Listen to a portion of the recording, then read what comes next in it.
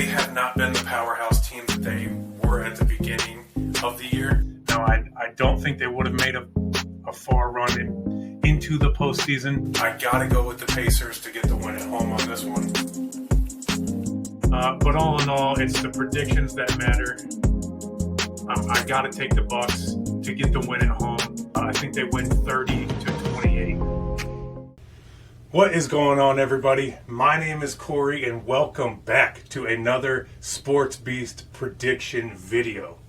We just did the AFC side of the playoffs, so now we're going to jump into the NFC side of things and see if I can predict how this playoff picture is going to look at the start of the playoffs.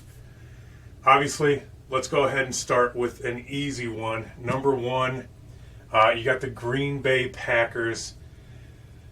I think they're going to win out against their last two matchups, Vikings and Lions. I think they lock up that number one seed and secure that first round bye, which for Aaron Rodgers is pretty important. Not a huge deal because I think he can beat pretty much any NFC team. But nonetheless, I'm sure he would like the rest. And I'm not really worried about the Packers already losing to the Vikings once before this season because it's a divisional game and you can chalk that up to pretty much being at home for the Vikings. But now it's reversed. Green Bay Aaron Rodgers is ready to transform into his playoff self. So I can see him getting ready, getting focused, and just doing what he has to do to get that time off. Now we're going to take a look at the other three teams and their remaining schedules. And for right now, I'm just going to assume that they're not sitting any starters. You got Dallas at the number two spot, who are playing Arizona and Philly. Presumably a tough win against Arizona, assuming that Arizona's healthy, but a win nonetheless for Dallas. And another win against Philly. I really think Dallas is a team that can flip a switch, assuming they have Dak in, and just really put their head down and win. So I'm saying Dallas is going to win both of their last two games, bringing their record to 13-4. LA Rams. Their last two are against the Ravens, who are very unpredictable, but I'm guessing a pretty good win for the Rams because I think they are a more well-rounded team, and probably a Week 18 loss against the 49ers, assuming that Jimmy G is available. Rams this year had a very good season, but I think they finish it off 12-5. So far, so good. You know, it's kind of lining up with what I'm thinking. Number 4, you got the Bucks. They're 11-4. Who play the Jets? Should be a very easy win there. And lastly, in Week 18, they play the Carolina Panthers. Again, another easy win considering the Bucks just stomped the Panthers 32-6 in Week 16. Now, even if Tampa Bay doesn't win out, they're still not catchable, so they're not going to lose the division leaders, assuming that they win one of these last two. But it's about my predictions. I'm going to say they win out with who they play, bringing their record also to 13-4. And that would change a few things. 13-4 would tie Dallas. And Tampa Bay has the head-to-head win over Dallas, which means Tampa Bay locks up the number 2 spot, and that would push, just based on record,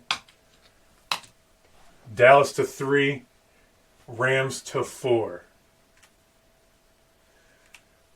Now let's go ahead and talk about these last three teams.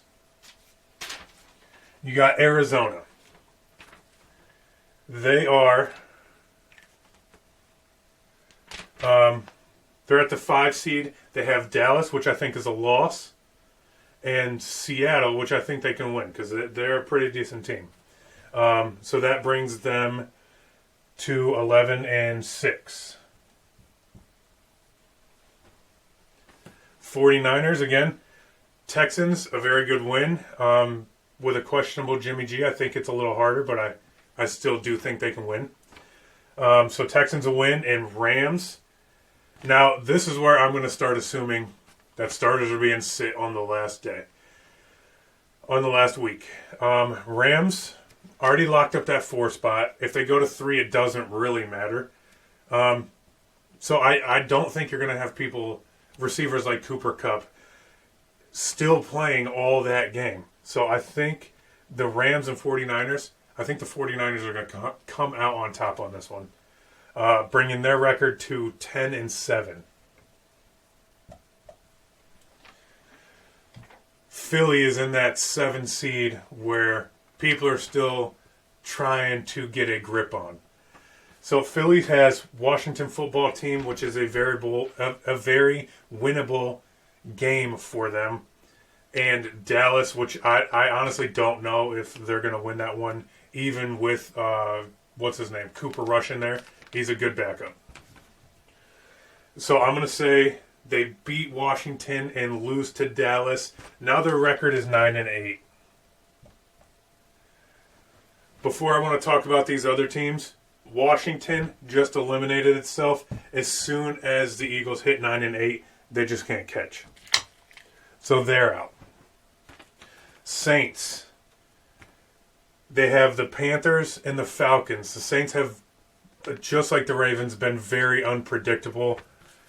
I'm going to say they lose out to the Panthers and the Falcons because they've already lost to them this year. They've shown that they couldn't get the job done.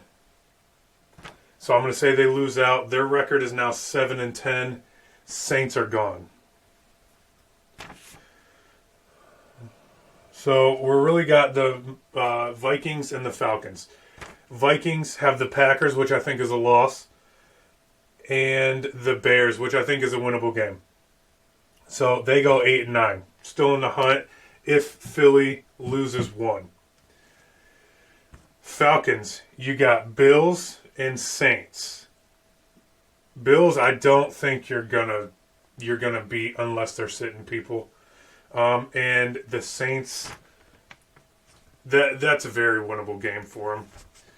I think they go 8-9 as well. Again, still in the hunt because Philly, or if Philly loses one, depending on who beat who. I did not look into that. Who beat who, what their division records are, conference, stuff like that.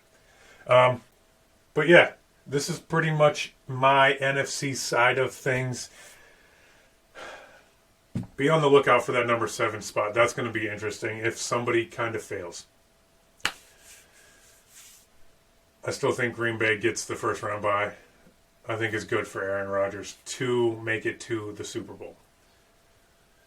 But anyway, again, NFC side of things, this is my playoff picture. I appreciate you watching. My name was Corey with SportZ, and I'll see you on the next one.